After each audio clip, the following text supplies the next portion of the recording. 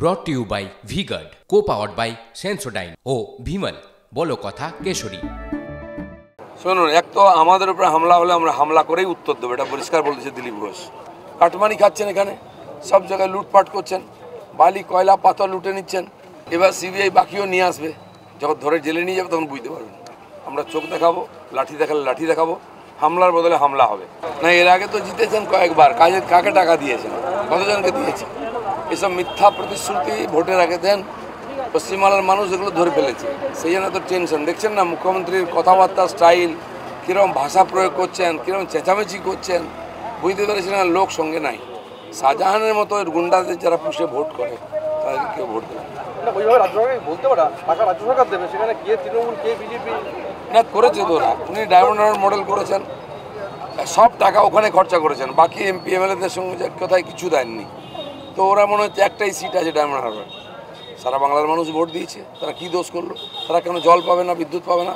তারা রাস্তা ঠিক হবে না কেন? বর্ধমান শহরের রাস্তা কেন ঠিক হচ্ছে না? ট্যাক্স দেয় না লোকে, এখানে কাটমানি খাচ্ছেন, এখানে সব জায়গায় লুটপাট করছেন, বালি কয়লা পাথর লুটে নিচ্ছেন। আর ভোট নেবেন লোকের কাছ থেকে, আর দিয়ে কোথাও গিয়ে কাজ টাকা লাগাবেন আমাদের ট্যাক্স নিয়ে গিয়ে। কেন করছে? পার্থবাবু টাকা পাওয়া গেল, সব সিবিআই নিয়ে এসছে।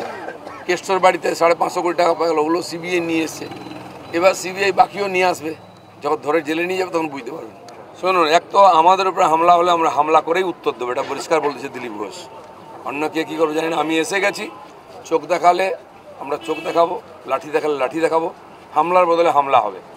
আর যদি ওরা 13 তারিখ অবধি ভদ্রলোকের মতো না থাকে, আমি তো থাকবো 5 বছর, তারপরে হিসাব কিতাব হবে। সেই জন্য এখন তাদের প্রার্থীকে খুঁজে পাওয়া যাচ্ছে না, ওদের কোনো নেতা আসছে না। মমতা ব্যানার্জি ঘুরে গেলেন, লোকজন হলো না এই গরমের মধ্যে কষ্ট করে, পাটাও ভেঙে ফেলছেন। তো সেই জন্য আমি বলে দিচ্ছি, তোমাদের সমস্যা তোমাদের। পার্টি অফিসের সামনে গো ব্যাক বলছে, আরে দম আছে তো রৌদ্রে বেরো না, সে দম নেই, গায়ে তেল হয়েছে। কেন বিজেপি 1 ইঞ্চি জায়গা ছাড়বে না, ওরা যেন সাবধান থাকে। ওদের তো হাওয়াও পাচ্ছে না এখন, এমন অবস্থা, অক্সিজেনও নাই। অভিযোগ কী করবে? আর আমি চকলেট খাওয়াবো, আমি পাখা দেবো, মানুষের কষ্ট হচ্ছে, তাদের সঙ্গে থাকবো। ওনারা তো কিছুই দেননি, খালি মিথ্যা প্রতিশ্রুতি গল্প আর এই যে হিংসা দুর্নীতি ওনারাই দিয়েছেন বাংলায়। আমি পোস্টার লাগাচ্ছি, লিফলেট লাগাচ্ছি, আমি আর হ্যান্ডবিল বিলি করছি, আমি আরও ক্যালেন্ডার বাড়ি বাড়ি বিলি করব।